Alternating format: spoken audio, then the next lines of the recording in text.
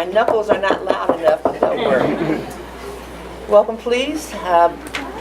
USD 500 board meeting, September 11, 2018. May we rise and say the Pledge of Allegiance, please.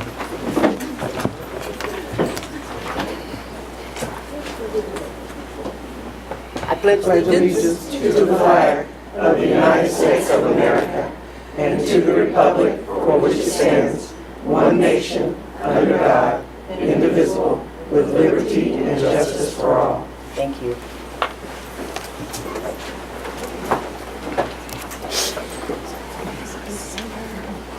And of course, we recognize this is September 11th.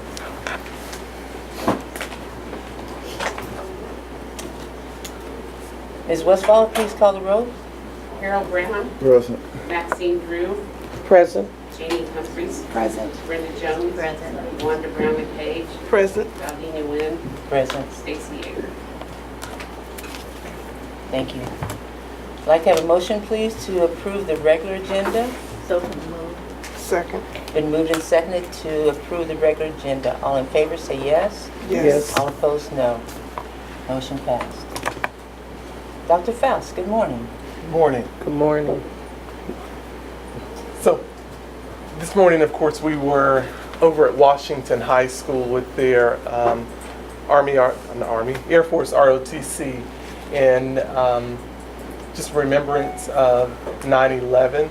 And a lot of times we tend to forget tragedies that happen, and we become comfortable and more relaxed. And I think sometimes we should be always just looking to see and make sure that we are in a safe place. And I think what our troops have done for us and what America stands for, I believe that we're headed in the right direction.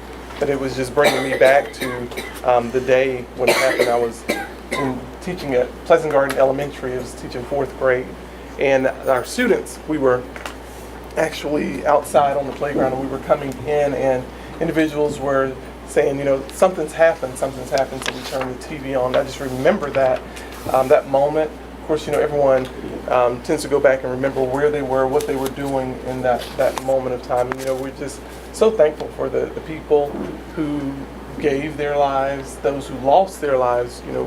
We extend our condolences always to those families. But what I can say is in our school district, we are making some strides. We're looking at what's best for kids. And my purpose is to strengthen the leadership, strengthen the schools, the curriculum, and making sure that our kids know what's best and how to matriculate through this world. This is, not everyone's fair to them, but we have to know how to present ourselves. And that's what I saw with the Air Force ROTC. They know how to present themselves. Thank you. Thank you. Last week I had the privilege to join with some of our administrators, our leadership, to attend the parent meeting at Washington. So that was enlightening. Other members? Oh, there's been football games. Friday nights was in the rain. I only made it to halftime at Washington, but I believe they won their homecoming. Harmon did really good the week before. They didn't win, but those kids have improved over the last year, and as everyone knows, I'm not a sports person, so if I notice they've improved, they've really improved. Sumner and Harmon have had volleyball games, and you'll see me more at Sumner, of course, because my granddaughter's last year playing volleyball, but the Harmon girls were doing a great job last week. And then Saturday, I was at the KASB nominating committee meeting in Topeka, so I missed the parade. I'm sorry to miss that. But, this week we've got a full schedule of events between cross country, volleyball, football, soccer. I think soccer's this afternoon. It's just fun to go out and see the parents enjoying their kids. It's really uplifting, and to see the joy the kids have when they score or when they do a really good move, which someone next to me has to tell me was a good move. It's fun. So, come out for a while if you can, even if it's just for half the game or a quarter. Just come out and watch our kids. You don't have to love sports to enjoy going to the games with the kids. Others? Okay, I'd like to say that on August the 28th, I was not able to attend the board meeting because I was in attendance to the KASB workshop for new board members. And it was very enlightening for me to be able to learn some things, what I have to do as a board member. I also attended the parent breakfast at Sumner Academy on August the 30th. I've been in meetings with teacher negotiations on September the 6th. I also attended the Kansas Teacher of the Year banquet on Sunday. And then yesterday I had the privilege of going to the Kansas City, Kansas Youth City Mission, where their theme was back to school, and Dr. Eva Tucker Nevels was the speaker, and I was there in attendance for that, just to support and let parents know how we're trying to do our best to bring about some changes in helping students to be successful in school. Nelson Mandela once said, education is the most powerful weapon which you can use to change the world. And this time I had the opportunity to see two of our teachers who were nominated for Teacher of the Year, and the young lady at Wyandotte won. And that was awesome. Sometimes we don't give our teachers as much credit as we should. And we have some dedicated people who are working in this district trying to do the best that they can to help our kids. And that's important. I also went to the parent conference at Sumner. And again, we have some awesome parents who are trying to understand and navigate through this system. And sometimes I don't think we give them the credit they deserve. They ask good questions, they're concerned, and they want their kids to have the best opportunity. And like Ms. Drew, I also had a chance to visit the Carl Valley Youth Department, and we got to hear Dr. Nevels speak. She did an awesome job and represented our district well. And again, we have administrators who are awesome. And the parents ask good questions, they're concerned, and they too want the best for their children. And we have to work together with them so that their children can succeed. And if you're as old as I am, I want them, when I see them as I age, to be able to help me as best as they can. So we want the best. So it was just good to get out and to also push and encourage them that all real learning doesn't take place at school. We present the ideas, the theories, and then they should be able to apply them. And we need parents to give them an opportunity to apply that knowledge that they've learned, because you have to give it some meaning. It's one thing to say, for me, Spanish, I thought, yeah, duh, Spanish. And that was 1972, not thinking and realizing that the world is constantly changing. And then when I got that phone call, hola, Pepe, I could say, donde Pepe no está aquí. Then it had some meaning, because for me, it just didn't connect. But we got to do that and keep exposing our kids. Thank you. I too attended the KSSB board workmanship workshop in Topeka, and with Ms. Drew, and it was very enlightening.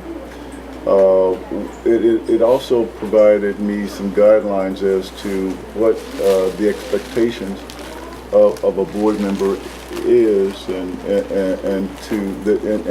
also understanding the significance of the board.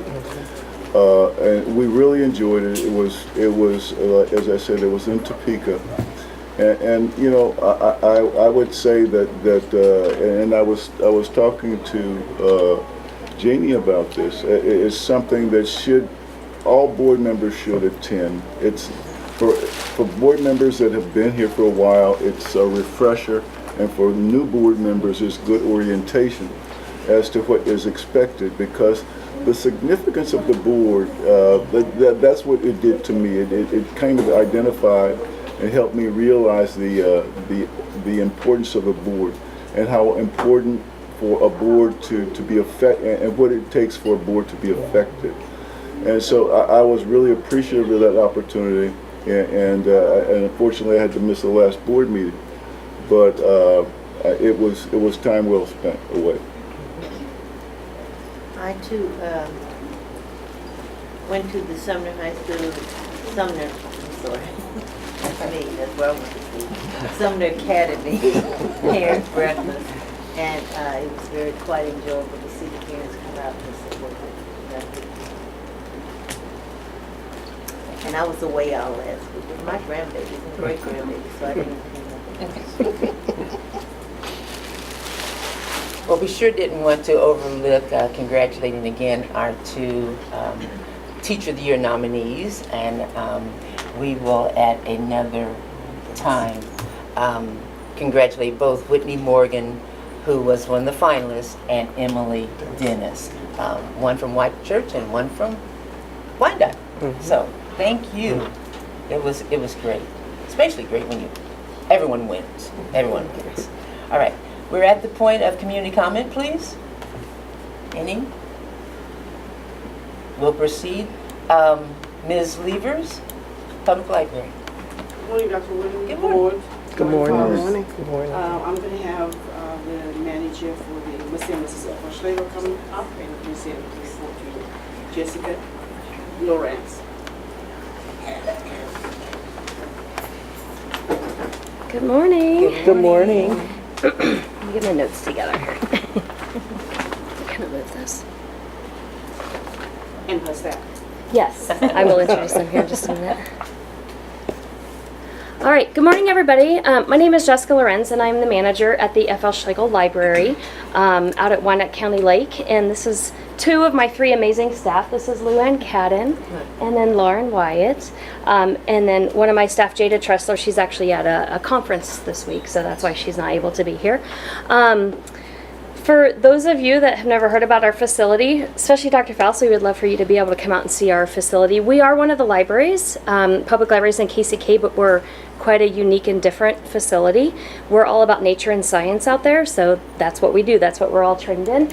And one of our crowning jewels that we do every single year, this was actually our 17th year, is our summer camp program. We start in June and go all the way in through August. And this year we provided 11 weeks of summer camp for ages 5 years old all the way to 15. We actually added a couple extra weeks later in August this year to provide some extra spots, especially for the homeschool families that do come and frequent us. So I just wanted to quickly run through, just to kind of brag about all the things that we do with the kiddos every year. Let's see here. There we go. So we start off the summer. Our first week of summer camp is called Nuts About Nature, and this is geared for 5-year-old kiddos that are going into kindergarten. And Luann here, she's the one, she's best with the little bitty ones. So I hand it over to someone who's better with the younger ones. I'm more the middle school. But so anyway, lots of activities. Her theme this summer was all about, every day was exploring the different senses. So every day they did story times and they did snacks, a lot of outside time, getting them outside to explore nature. Every day they got to meet one of our animals. If you ever have a chance to come to our facility, you'll see we have a lot of educational reptiles and amphibians. Yes, we do have snakes and turtles and frogs and such, so we do use them. Lots of crafts based on, animals and nature. She did several musical things, and you can see on the right there, she's got the ribbons. They're outside dancing around doing that. So, and then every week we take all the kids, every single age group, they go fishing. We are lucky to be out at the lake, so we use the children's fishing pond down by the marina. We partner with Kansas Wildlife and Parks for that. It's a grant program, and they provide that to us, the poles and everything for free, and they send an instructor. So you'll see that kind of as a theme every single week. So that's our Nuts About Nature. We this year actually offered 2 sessions. Most of our camps are full day long camps. This one's a little bit shorter, so it's 3 hours. So she did a morning session and then an afternoon session. She was pretty exhausted. I would be too, but props to her. I was like, girl, you'll get through it in 1 week and you'll be done. Woo! The next camp is by far our camp that fills up the session, or the spots fill up the fastest. This year when we open registration in March, the majority or all of our Eco Explorer camp spots filled up in a minute or under. And so This is specifically for kiddos that are 6 to 8 years old. Jada, who is not here, she's the one who ran this summer camp. These kiddos, we get them really, really heavy into a lot of the nature and the outdoors. So again, they went fishing, hiking, a lot of animal-related stuff.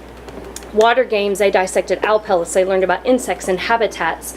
And we did some kitchen chemistry with him. If you look at the little boy at the bottom right picture there, he's holding up his slime. That's why he's making that face. Every single week, one of the things that we repeat for every single camp is t-shirt painting.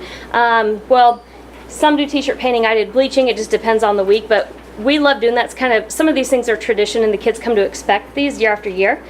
So they'll wear their shirts from the last year, so it's kind of fun to see them do that. Our next camp is called SANE, and this is actually Lauren's camp. SANE stands for Science, Arts, and Nature Expression. She's my very creative, artsy person. I'm the exact opposite, so I know if I need something creative or a craft or something, I go straight to her.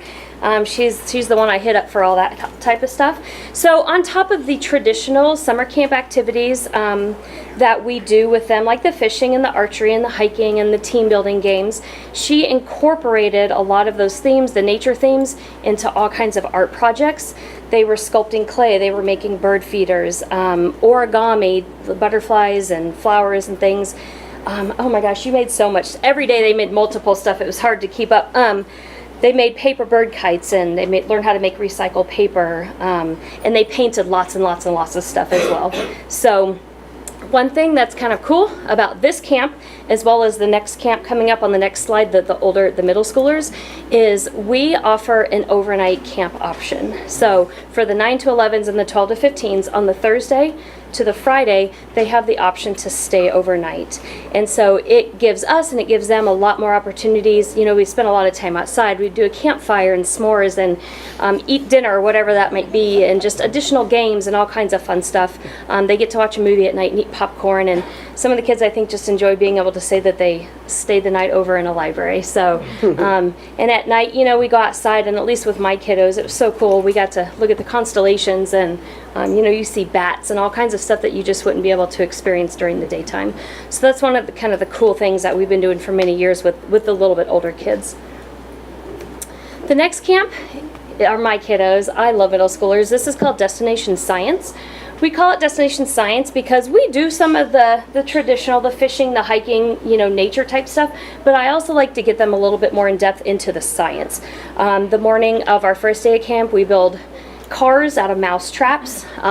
We did a lot of physics experiments. Every year we try to do some type of dissection. So this year we did shark dissection. We also did archery. We do archery with almost all of the campers except the little bitties. With my kiddos, I do another activity called addle-addle. It's a precursor to archery. It's the art of like throwing darts or spears. And we do water games and, you know, some of the traditional stuff as well. And with these kiddos, we also do an overnight. So keep these kids really, really busy, and us busy, to say the least.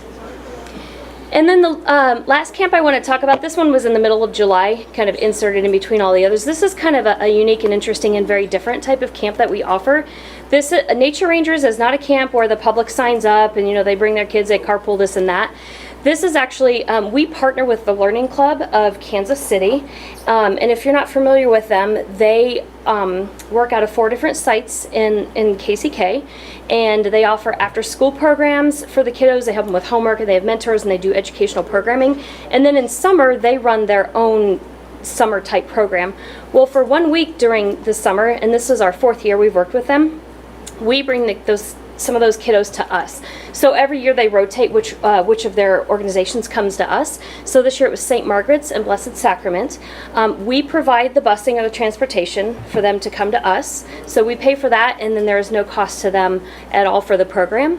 And so during this, when we're planning this, I try to say we bring out all of our stops. We really try to provide the biggest and best and the coolest programs that we feel like we can offer for them. We try to get them outside a lot. So this year, for example, we did animal tracks and habitats, lots of nature games, hiking on the bridle trail hike or on the park, fishing, archery. These kids are so excited when they catch a fish, so it's so fun to watch that. They meet our animals. We did our Starlab program for them. If you've not seen that, our Starlab is our inflatable planetarium dome that takes up our entire library space, where we can go inside and teach them about constellations and stars. And we did owl pellet dissection and habitats and all kinds of fun stuff with these kiddos. So we're obviously looking forward to partnering with them next year. I will say I feel like all of our other camps are pretty affordable. We charge a $25 fee, which is cost recovery, to buy supplies and, you know, everything that we need for all the crafts and all that.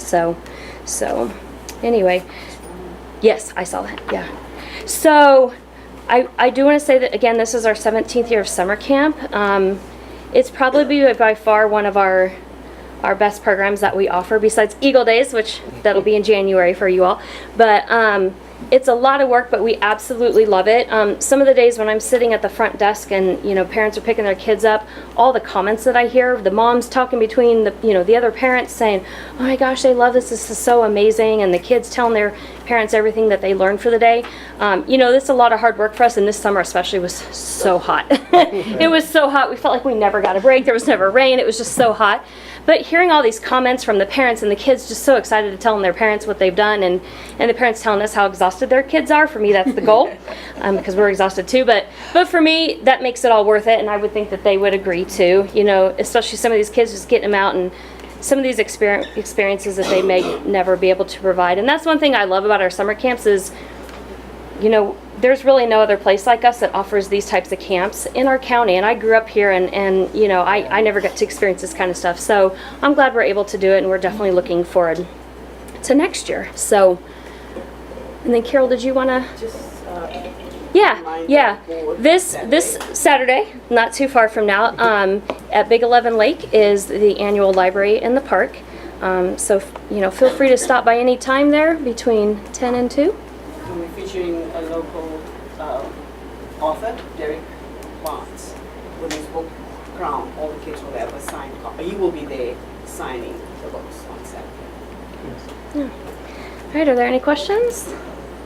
Questions, comments? Sounds exciting. And Yes. this is a 4 week. Yes, it's a Monday through Friday. So, for example, you know, some of the camps we just repeat week after week. So we repeat the same activities, but it's a different group of kiddos that come. Yeah. So we can offer more spots. So with additional resources and a little bit more energy, could you do a second 4 week? The resources, but energy. Yeah. Oh, the energy is plentiful, you know. By the end of summer, we're almost dead, but yeah, definitely more resources in the form of maybe extra bodies. Okay. Yeah, that's some of our limiting factors is just the amount of staff. Because the opportunities just are. Yeah, and I will tell you that our volunteer group, all of our kiddos that come and help are absolutely amazing, and you guys agree. There was one week we didn't have any volunteers, and we were like, oh my gosh, we miss so and so, you know, these folks here, because, and what I love about it is the majority of all of our volunteers come back from being summer campers themselves. Exactly. The last few years, we do hire a summer intern part-time to help us, and like this last year, she's a college student, and she came all the way up through our summer camps, and I just love seeing my kiddos come back. It makes me feel like, yay, we're doing something right. So the sleepover had to have scary stories. It had to have well, we don't want to scare. One night there was a thunderstorm. I don't think we'd want to scare them too much. But every week's different with the overnight, so you know, it just depends on the group of kids. So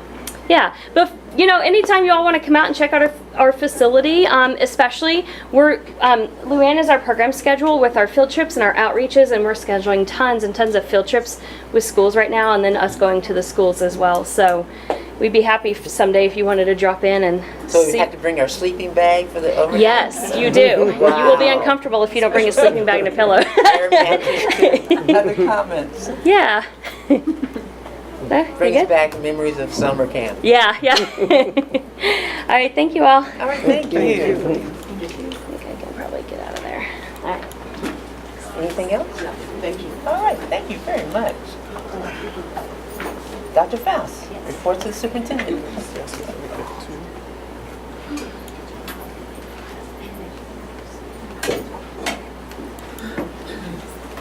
Says, welcome and update from Dr. Bob Wilcox, principal. Glad to be in your house. Well, good morning, Dr. Wynn, Dr. Faust, board, and guests. We're so glad to have you here today. This has been very exciting for us. Our 456 students are actually very excited to meet you. One of the staff members came to me earlier this week and they said, you know, the kiddos are having a hard time figuring out what is the board of directors, who are these people? And when you think about it, that's a tough concept for a kindergarten through fifth grader to comprehend. And so the only thing that came to mind for me is to compare you guys to the Marvel Avenger characters. And so I'll let you decide who is Wonder Woman and Spider-Man and all of those characters, but just know that the expectations are quite high as you walk through the doors here in just a little bit. Didn't bring our capes? You could bring whatever you want. But we are glad that you are here today. And so speaking of expectations, our school has been working very hard on supporting district initiatives, in particular the DQ1, 8, and 9, thinking about scales and targets and expectations and really building those relationships. So I'd like to invite my two instructional coaches up, Ben Mitchell and Jessica Houston. They're going to share with you just a little bit about some of the work that we've been doing in the classroom. Come on up, guys. And so they'll be kind of telling you a little bit about some of the work they've been doing with teachers, but it's also going to carry over to the walkthroughs that we'll do in just a little bit, which we'll talk about a little bit more. So turn it over to them. Good morning. Good morning. Good morning, everyone. Well, we're here to talk about the district priorities with in regard to clear goals, high expectations, and building strong relationships. Here at JFK, we strive to create a culture of success, and success begins begins with collaboration, and at the heart of that is the notion that we can achieve greater and better things together. The whole is greater than, and the sum is greater than the parts, right? That collaborative work really takes place within the framework of the professional learning community. And so we work with teachers to identify, to dig in those standards and identify what it is that students need to learn. We set up learning progression scales, and we make sure that it's aligned to the standards appropriately. And that's sort of the beginning of clear goals. And then with high expectations, we got to make sure that teachers are using those, the progression of learning, and that's reflected in our targets and scales, and that the expectation is that all students can and will learn what's on there. And this includes students that are feeling equally valued by the teacher, and all students should be asked questions at the same frequency and depth of knowledge, as well as probing students that answer with incorrect answers. So digging in deeper with those students and creating a more rigorous environment. And then one of the things that we have really worked on through the beginning of this year is effective relationships. We know that our students aren't going to learn until we build those relationships. We drive them. So some of the things that you might see this morning walking through is morning meetings, which is a very intentionally structured time that teachers have in their classrooms for students to share and speak, and just a way for them to feel a part of our community. While we know this is not the only way to achieve relationships with our students, this has been a focus at JFK over the last month since we've been back at school. Any questions?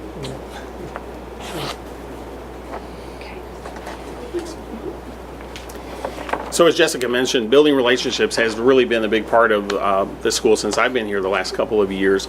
In fact, this past year, toward the end of the school year, the state of Kansas recognized our efforts for some of our work with character education. So I'd like to invite up our two counselors and social worker up to briefly just tell you a little bit about that, what that recognition was about. But more important, what are we doing now as next steps with character education here at JFK? So I've got our two counselors, Vonda Witt and Latricia Gunn, and our social worker, Corinne Kitchen here. And what I will also say too is that I'm absolutely thrilled to have an additional counselor this year and social worker here with us this school year. when you have a school that hovers between 450 and 470, you know, you're at that point where you almost could have an assistant principal, and I still would not turn that down by any means. But I've always said that if I could not have an assistant principal, or even in place of an assistant principal, I would take another counselor or social worker or both to work with our kiddos in that capacity. So I really thank the board and anyone who is involved with those assignments and placements here in this Garcia and things like that. So that's a little segue into these ladies as they share some info. Thanks. Commercials are good. Well, again, good morning. Again, my name is Vonda Witt. Latricia Gunn. Corinne Kitchen. And we're excited to start a new year. We're excited to have you guys here.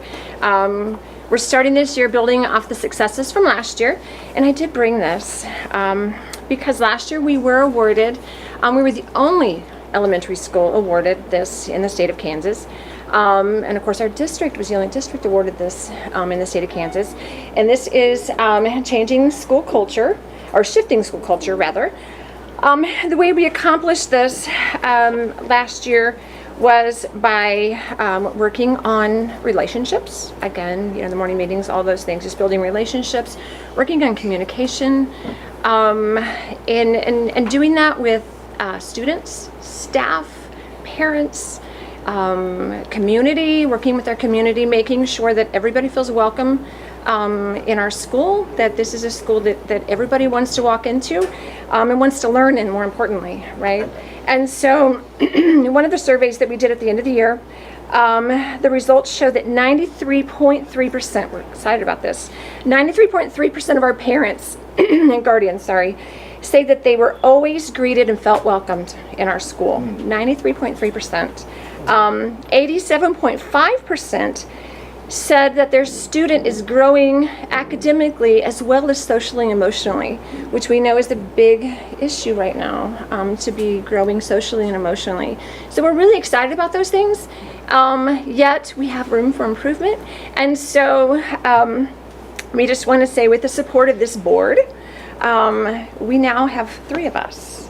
And so with that, turn over to Latricia. Again, Latricia Gunn. I am the second counselor here at JFK.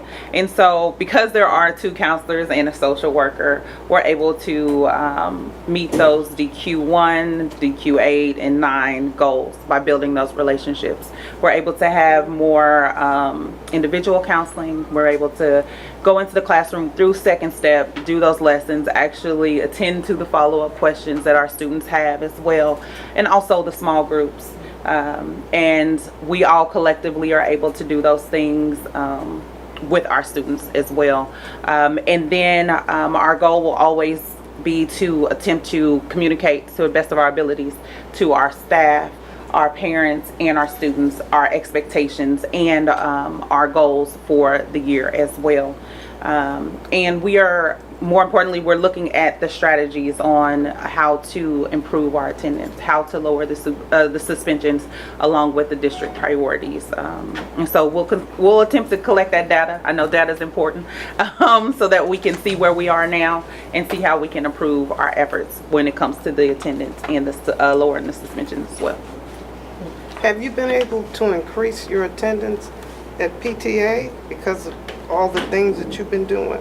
Have the parents been coming out? Actually, I've been working with our PTO officers, and we had a great turnout for our ice cream social. We had a table there for parents to sign up, and we actually got 18 dads and gentlemen to sign up to be watchdogs, which is a program where we have a male figure of one of the students come into the building and, you know, walk around and be in the halls, be checking, make sure, you know, doors are locked, kids are not just roaming the halls and things like that. It's a great program that's out there, and so we're putting that into place this year. And we also had just, pages of parent signups with their phone number so that we can contact them and get them more involved here. So we are working on that, and hopefully we're at a good start, and it keeps going through the year. So. And I don't know if you're doing this. At a couple meetings I went to this week, some of the parents are concerned about the children not being able to write in cursive. And again, I encourage them, if that's something they can do, it wouldn't hurt if they started. But is that something we could offer to help, parents teach their kids, as well as, I don't know what the trend is in elementary at this time, but they used to, but they kind of moved away from it. But people are saying they'd like to see that come back, because so many, they have to sign their name, and you hate to see them print all the time. But if they could, I'm just asking. Sure. I think what you're touching upon is just kind of what we've been talking about, is trying to ascertain from our parents as much information as we can to kind of take a look at the way parent involvement is different at a school site. And so the beauty of having our social workers here is that they're able to help compile some of that information, finding out, because at this school it might be something different, or at that school, and really what can we do to help. My whole goal is just that, what we do to help educate our parents to help us here at school and help them at home too. So, the possibilities are endless when it comes to things like that. And I've heard that concern too from a lot of parents about the aspect of cursive writing. So, yeah, I understand it completely. So, thank you. Corinne, did you have more? Yeah, so mostly I'm going to talk about building relationships and with the community, with the families. We had grandparents here on Friday for our Grandparents' Day, which they really enjoyed. We got to have it here in the library, and gosh, I think we had like 150 maybe or more grandparents that came in, and so that was really awesome to see them with their grandkids here. And we're just building community relationships as well with community partners and things like that, really to help really get those services wrapped around, so that not only are they being serviced here at the school, but I get to kind of help make sure that they get connected to those community partners if they're needing assistance in that way. And also just here in the school, being able to help kind of coach and just inform our teachers and staff, about mental health diagnoses and some interventions that could be done here to assist those kids and give those kids some extra support, so that we're kind of bridging that gap. So, Any questions for this team? This new team, which we appreciate. Yes. Well, we're just excited as you're excited. So your enthusiasm is just making us excited. Thank you. All right. Thank you. Thank you. So as they discussed, it's all about building relationships, and so the timing is perfect because we're about to go into some walkthroughs here in a few minutes. Vonda and Latricia, if you'd raise your hand again, and Ben and Jessica are going to be our 4 leaders. They'll come up here in a few minutes to help you get to some of our classrooms. They also have a little half sheet of paper that if you could fill out to give us some feedback on some of the things that we discussed here about supporting district priorities. Some of the things that you might be looking for towards targets and scales, high expectations for our kiddos, and of course building relationships. The first rooms that we're going to be going into will be probably doing what they refer to as the morning meeting. It's a very intentional time where our teachers and our kids dialogue and have conversations. Sometimes it looks like it might be just kind of a carefree time, but there's actually a structure to it, and there's so many different ways that you can hold a morning meeting. In some of the rooms that you go into, it's morphed, or they're using a new program, morphed a little bit different, utilizing what's called the Actors Toolbox. Jody Lynn was kind enough to support several of our teachers the last couple of years to go to training. Actors Toolbox is kind of similar to a little bit of yoga, a little bit of, not want to say meditation, but kind of mind training, just kind of get yourself grounded and ready for the day. And so you'll definitely know when you walk into a room that is doing that, because it's very relaxing, and you'll probably come out of there just, I feel so much better and all that. We hope that's the case. But you'll see that it's really helping get our kids focused on their instruction and get them grounded. And these things are also things that, just because we call them a morning meeting, they can happen anytime during the day. If the teacher is feeling like the class needs to regroup and kind of get their bearings, they can pull the class together and do some of these structures. So I'm excited for you to see that here in a few minutes. And as I said, if you can take some notes and give us some feedback, my understanding is when we get back in here, we'll have a little bit of time to debrief, and I'd love to hear some of your comments, suggestions, and ideas and things like that. Anyone from the audience, of course, is welcome to come and join us also. Even though our 4 individuals may take you into just a couple of dedicated classrooms, I also ask if you could stop in any room that you pass by and at least say hello, hi, etc. As a principal, I've always found it very validating to have my teachers and staff see guests come in. And so even if it is just a quick hello and a hi, it means an awful lot to them. And so if you could do that, I'd greatly appreciate that. I think we are going to try to get you into a couple of classrooms, and I believe try to get you back in here by about 9:45, if I'm not mistaken. So we'll kind of shoot for that as a goal or time. So any questions before we break off and visit some classrooms? So if I could have Ben and Jessica and Latricia and Vonda come up here, this way you'll know who to link up with. And I'm guessing probably groups of about 4 to 5 would be great for walking into those rooms. So and then we'll be back in here in about half an hour. Well, thank you. All right, thank you. Can we all go to the yoga room? So are we ready? Yes, so if you will, thank everyone for our visit to our classrooms and actually opening up the classrooms for us. At this time, if you would just give us an opportunity to debrief on what we saw. You can actually guide that.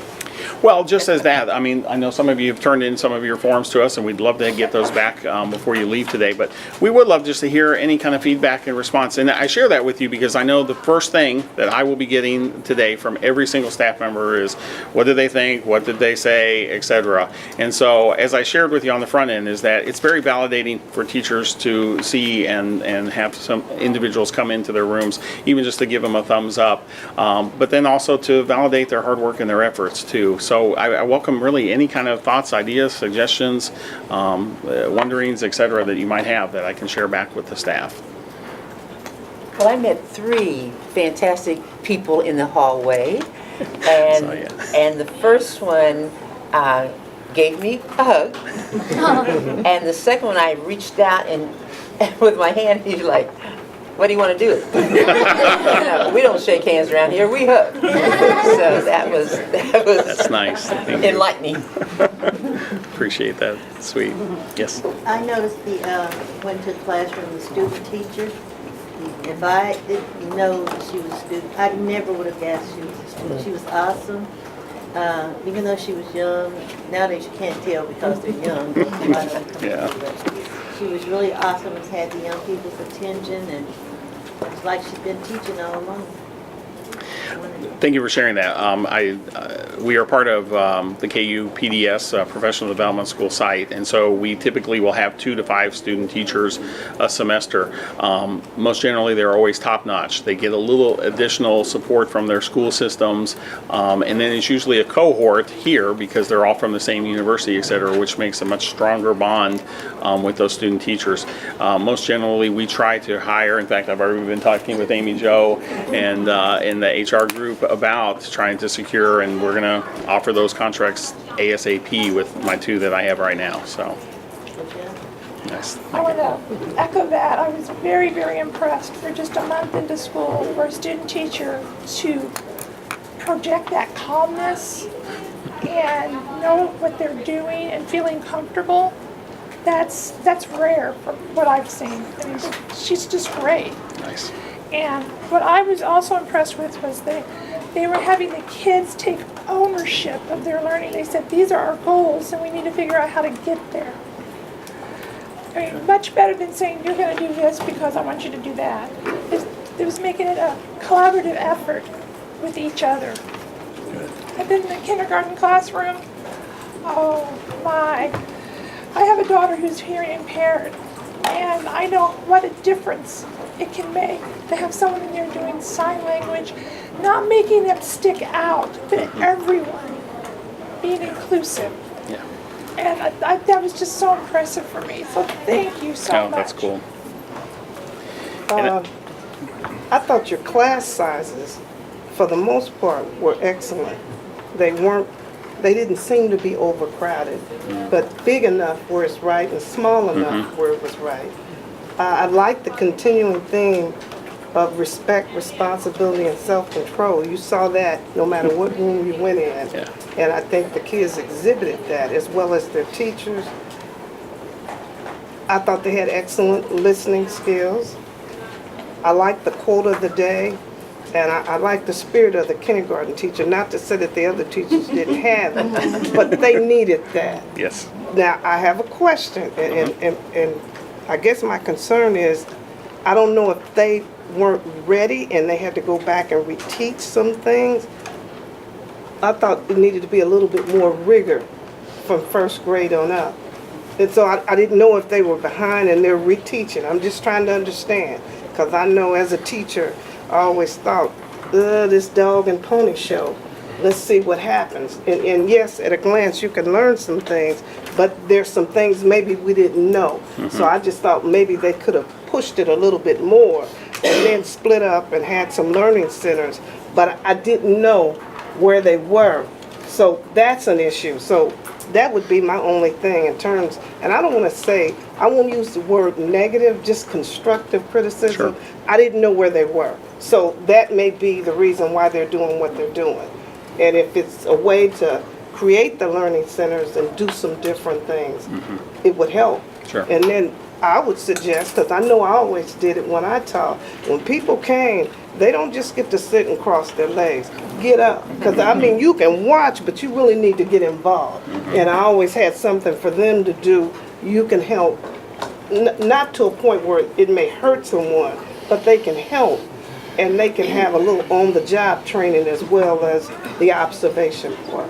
So that would be my thing. Yeah, and you might be referring to the new practicum students that just started with us today. Today is really a very busy day here at the school site. We have, I think, 12 new practicum students that are coming in from KU, also part of the PDS site. And so they come twice a month, about 2 or 3 hours, and today is their first day, which probably would be a little bit more on the watching vein on that accord. And they will become very active, trust me, because we groom them into the fine student teachers that you see, that we saw in action too. So. But I do thank you. Oh no, thank you, thank you. Okay, one of the things that I really enjoyed that I spoke to Ms. Gunn about was the structure. You know, after teaching in middle school for so many years, my concept of making sure that the structure was there, but I haven't really seen it that much in elementary, and I was really impressed with the fact that as the teachers were working with them, all of the students were encouraged to be actively engaged with everything to participate. And nothing was started until they got their full attention. So I do appreciate that. I like the idea that you're working on the concept of responsibility to try to help them to be able to do what they need to do, so that later on when the assignments are more in-depth, they will be there and they will own it for themselves so that they know that they will be able to do it. I was greatly impressed. I just say thank you. Thank you. Thank you. Appreciate that. I also was impressed with the relationships that the teachers had established with the students. I saw firsthand the impact of having a parent or a grandparent in one of the in one of the rooms, and how that really impacted the students in there. And I don't know if it was if that was the cause, if that they were so attentive and under control, but it surely could be a favorable component. Nice. And I also saw that the classroom sizes were manageable. I spoke with a couple of the teachers, and they were really comfortable with the class size. They didn't want any more students because they said the group activities would be impacted. Yeah. Overall, I would say I was really impressed with the way you're doing things. Great, and the thank way you. this school is being run. Thank you. Appreciate that. Thank you. So I visited a couple classrooms and appreciated the relationships that the teachers have with the kids at this point. I also want us to consider looking at how we use whole group and making sure that when we use whole group that it's not a teachable moment, that we're able to check for understanding when we're doing it, and that we're able to maximize the entire instructional emphasis, focus, and make sure the kids understand the learning target, because I think that's most important when we go into a classroom. When they're in a classroom, they understand why they're learning it, and just making sure that we're not doing too much carpet time. Yeah. Yeah, I know what you mean. Thank you. Any others?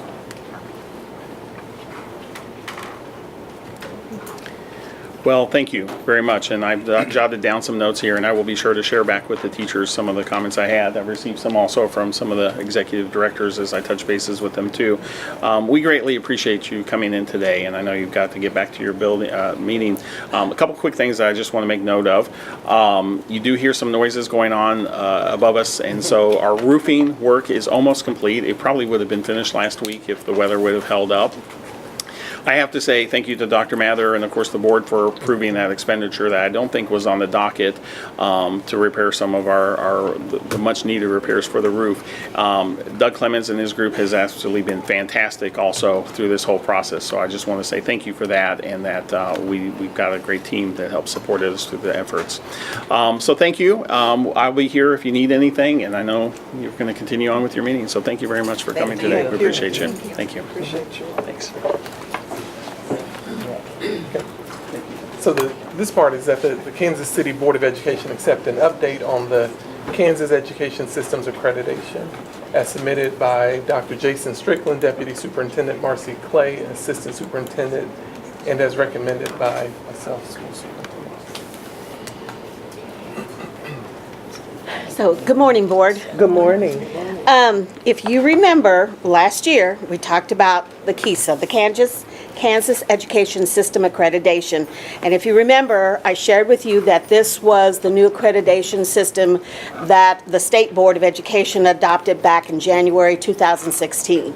So last year, for our district, we were in year one of the accreditation process. And what that process, if you remember, I gave you a booklet. So hopefully you still have that booklet. So as we go further down this year's path, we'll ask you to bring that back. But part of the process was to do a needs assessment. And if you remember, I shared with you that the State Department had shared with me that KCK in its work over the past several years had really done some great work, that we didn't need to do the formal needs assessment like the other districts were doing, that we could take our data, we could take our Diploma Plus information and make that part of our needs assessment. So in addition to that, we had all our administrators come and join us at central office, and we looked at the process. And specifically, we looked at, if you remember, I gave you this book, and it had 4 rubric areas. And if you remember, they had pages and pages attached to each R: relevancy, relationship, rigor. Okay, let me see if I can remember the other 2. Relevancy, relationship, rigor. There's 2 more. Can't remember what they are. But the 5th one is results, and that is the one that each district is going to be accredited on, okay? So on those 4 rubrics, we had building administrators take those rubrics. We did some professional learning around those so they could have some understanding, and then we had them go back to their buildings and talk to their leadership team about those rubrics and the criteria. And they were supposed to rate the school and the district on each one of those rubrics. So remember, it was a long process because they had to be involved in that. And so we brought them back, and with all of that needs assessment, all of that information that they received from their staff, we pulled all that together and we landed on 2 R's, because the accreditation process says each district chooses 2 R's only to work on for the next 5 years, because the cycle is a 5-year cycle. So based on the needs assessment, based on what our buildings shared with us, we landed on relevancy and relationships. And with each one of those, if you go back and look at the book that I gave you, there's a lot of criteria in that. And so really taking a look at that and deciding where in KCK do we really need to focus on. The trick here, in which the State Department has guided KCK on, is you've done a lot of work, KCK. Don't create something new. Connect what you're already doing to those 2 R's. And so that is kind of the main thing that we keep in our mind as we go through this process, is how to connect all the work that we've been doing to the 2 R's that we selected. So, if you remember, part of this process is there's an outside visitation team that comes to the district. They visit with district personnel. Eventually, in part of the process, they'll be visiting schools. So last year we had our first visit. There was only one. They came in April, and it was an all-day event. And they had us talk about the process. They had us talk about how we got to the 2 R's that we landed on. And then in the afternoon, we had a panel of principals come and talk with them. So they were able to share the work, and then the outside visitation team was able to ask principals questions. So now, board, we are in year 2. And year 2 means is now we're going to really look at what the state calls an action plan. But remember what I said. State says, KCK, you don't have to develop an action plan. You're already doing some work. How can you marry all of that work that you're doing to come up with a condensed action plan? So that's the thing that we'll be really working on this first part of the school year. There will be 2 on-site visitation team visits. One probably November, December, and the second one will happen in the spring. Now this year, this coming year, they will go out to sites and do some visits. What's nice about the OVT team is they work collaboratively with us on what it is they want to see, and then KCK, what is it you want us to really look at? What kind of feedback do you want? Okay.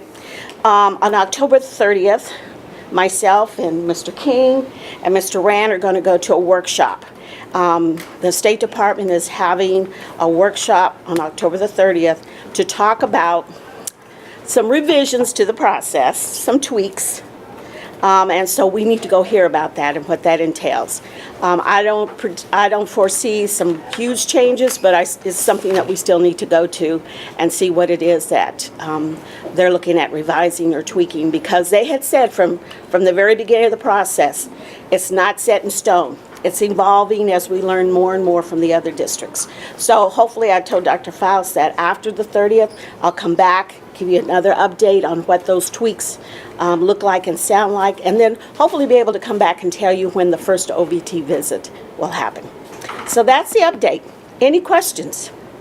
I got a quick question. Sure. What is in place to measure the effectiveness of the execution of the rigors? Of the 2 R's? Yes, the 2 R's. Of the 2 R's. You know, Mr. Brown, that's a great question. Part of it will be our data that we have for graduation rate, kindergarten readiness, but there'll be some other things. And the reason why I'm saying that is because what we have to do as a system is to narrow that down. Because if you remember in that booklet I gave you, under relevancy and under relationships, there's a lot of criteria. So our team needs to go back, our system needs to go back and now take a look at that. And based on what we're already working on and under the direct guidance of Dr. Faust, what from those 2 big areas do we want to narrow it down? And then we can determine what we're going to use as measurement. Okay, thank you. Any other questions? I had a couple. Did the outside visitation team submit a written report of their first visit? Yes, and Mr. Carlson hasn't sent us one yet, and I just texted him this week to say, did I miss it? Yeah. Where is it at? Because that will help us determine what was our strengths from last year and what are some things we need to continue to focus on. So I'm hoping to get an answer from him this week, Dr. Wynn. Okay, good on that. Because perhaps this is something, I don't know if it would be premature, but during our retreat, we can go over those. Oh, okay. Okay. Where we've come from last year. Okay. But then in anticipation, because if we're on the 20th, you still got 10 days before you go back for Right, before I go to that workshop. revisions. Yes. So, Okay. Do you have another question, Dr. Wynn? other than maybe encourage him to have the report at least by October Yes. 20th. Yes. Put a little fire underneath. Okay, I shall do that. Okay. Any other questions, No, board? Thank you. Okay, thank you. So we'll accept. Good job. We'll go next. Since that was just an information. So the next one, we have, last year we had the lobbyist for us. And so if you'll follow with me, this one is asking that we will approve a contract with Capital Strategies as submitted and recommended by outside of school. And so what this actually entails is we no longer have that position with David Smith, who used to be our lobbyist. And so the company he worked for kind of mentored and worked with him, actually did the work for us and would help him provide information for us back here at the school district. So through that company, they are willing to provide the same, actually at a lower cost for us. But they would do it for all year versus the limited amount of time that they were with him. And so in there, they would be able to give us, they need to come to our board meetings and update us. He would do that, or if we needed to have him, or will it be a him, come from to our cabinet meetings and do presentations for us. So this is what he's offering for us, and we're just asking that you would help us execute this. Questions about the contract? Who's the main servicer, or the main party that we'll be dealing with? Bill Brady. Bill Brady. John Peterson is the major owner of the capital strategy. You said they also mentored David Smith. They did. They worked specifically with him. Oh, okay. Bill Brady is one of the highly respected lobbyists, education lobbyists in Topeka. Former representative, former senator. He's originally from Parsons. Where's Dr. Lincoln from? Parsons. He's originally from Parsons, but now he lives in Lawrence. I move that we accept the contract. Seconded. It's been moved and seconded to accept the contract with Capital Strategies. All in favor, discussion. Discussion? All in favor say yes? Yes. All opposed, no. Motion passed.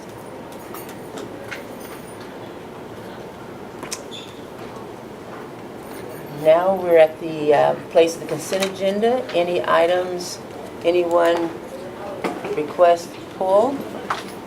No.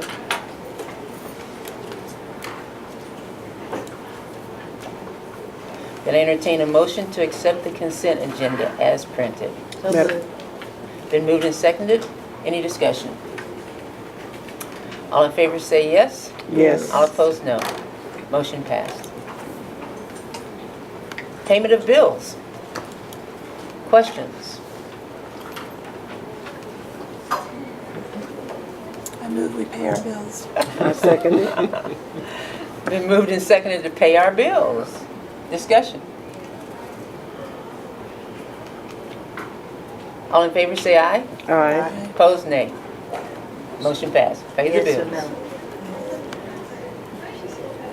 Now, executive session. I need a motion for the board to recess into executive session at 10:10 to discuss potential litigation under the Kansas Open Meetings Act exemption for matters which would be deemed privileged in the attorney-client relationship. The board will return to regular session at... So you need about 15 minutes. Okay, then 10:25 with possible action to follow. Need a motion, please. So move. Second. Been moved and seconded. Any discussion? All in favor say yes? Yes. Opposed, no. Motion passed. You may leave now.